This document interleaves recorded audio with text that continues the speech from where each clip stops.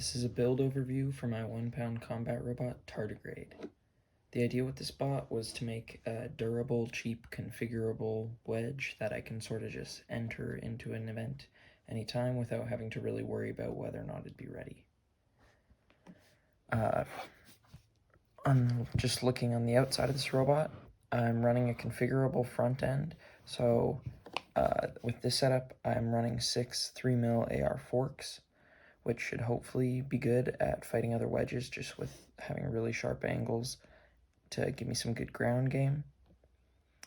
I'm also running just Fingertech foam wheels with printed hubs. This is what the wheel looks like up close. It's printed out of Polymaker PLA Max, and it's objectively a bit worse than the Fingertech hubs, but it's way cheaper, and I shouldn't have to worry about the wheels getting hit anyway. The whole frame is printed out of 100% infill TPU. I'm still a good 40 grams underweight in this configuration, which is the heaviest config. The whole robot is printed out of 100% infill TPU, which should hopefully make it all very durable and make it so I can sort of just enter it into an event whenever without really having to worry about any major things going wrong.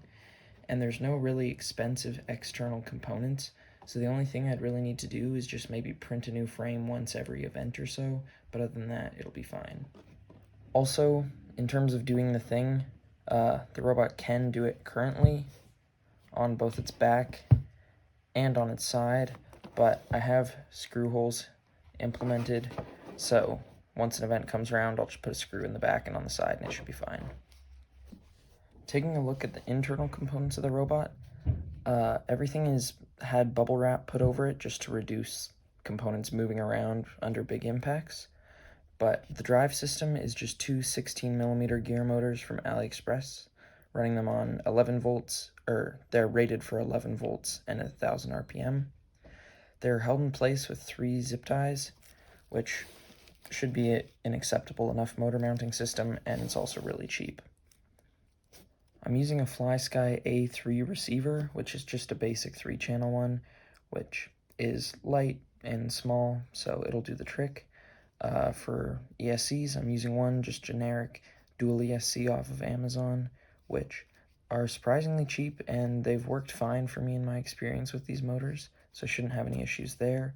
The battery is a 3S 300 mAh pack, which should be more than enough for a wedge. All of the configurations I'm using for this spot, I can slide in and out just because of the shape of them. They'll slot into the chassis nicely.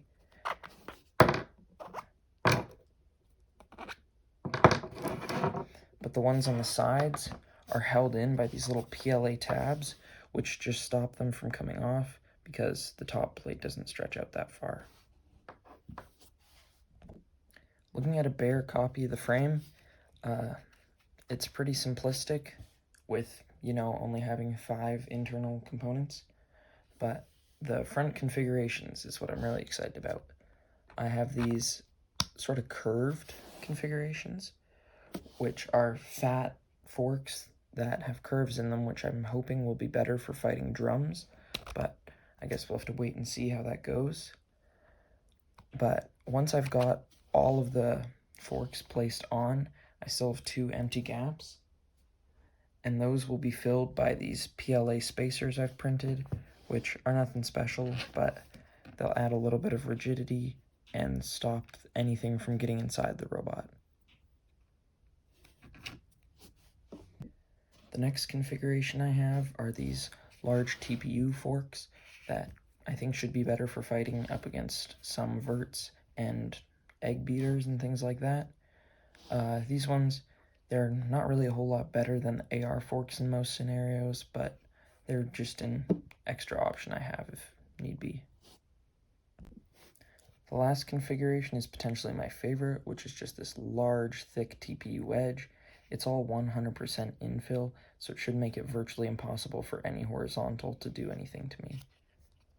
The overall cost for this version of Tardigrade comes out to $144 Canadian, or $104 US, which I think is pretty reasonable considering it's all you need for a fully functional ant weight. In conclusion, I think I've succeeded in making this version of Tardigrade configurable and cost-effective. So hopefully I can make sure it's durable, but its first event will be coming up this May at Kilobots 65, and I'll hopefully have an event recap for that out shortly after. Thanks for watching.